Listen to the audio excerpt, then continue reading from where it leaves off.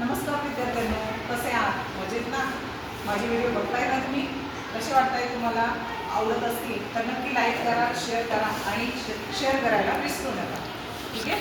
तर आज आपण असा एक पाठ बघतोय, इयत्ता 8वीचा पाठ बघतोय की जो आपल्या दैनंदिन जीवनाशी निगडित आहे. तर मानव या पृथ्वीवर आपला उदरनिर्वाह पोट भरण्यासाठी कोणकोणती कामे करतो? मानव आपल्या दैनंदिन गरजा पूर्ण करण्यासाठी विविध कामे करत असतो आणि त्या कामांना आपण उद्योग म्हणतो. आणि या उद्योगाविषयी आपण अधिकची माहिती देण्यासाठी आज आपण इयत्ता 8वीचा उद्योग हा पाठ अभ्यासतो आहोत. चला तर मग अधिक माहिती घेऊया. पाठाचं नाव आहे उद्योग.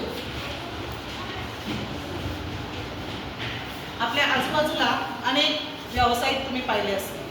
अनेक छोटे मोठे व्यावसायिक अनेक व्यवसाय करताना दिसतात. प्रत्येकाचे काही ना काही पारंपरिक उद्योग असतात. तुम्हाला कोणकोणते व्यवसाय माहीत आहेत? सांगा बरं नाव. ज्यांना उत्तर माहीत आहे त्यांनी कमेंट करायला विसरायचं नाही. ठीक आहे.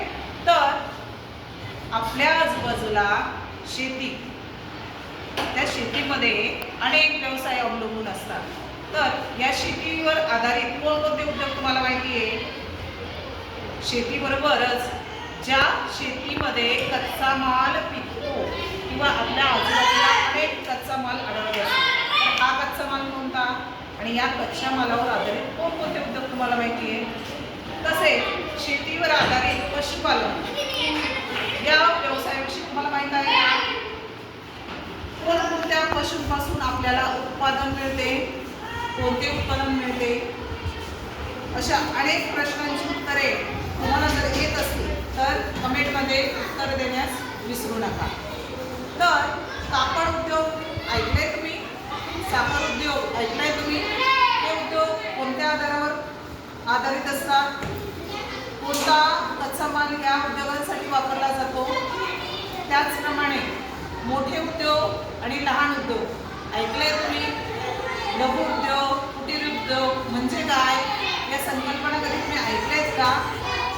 तर उद्योग हे कशाच्या आधारावर तयार होत असतात? कुठे कोणत्या जागेवर उद्योग तयार केले आधारित असतात? कारखाने उभारलेले असतात. छोटे उद्योग कोणत्या गोष्टी त्यासाठी लागत असतात?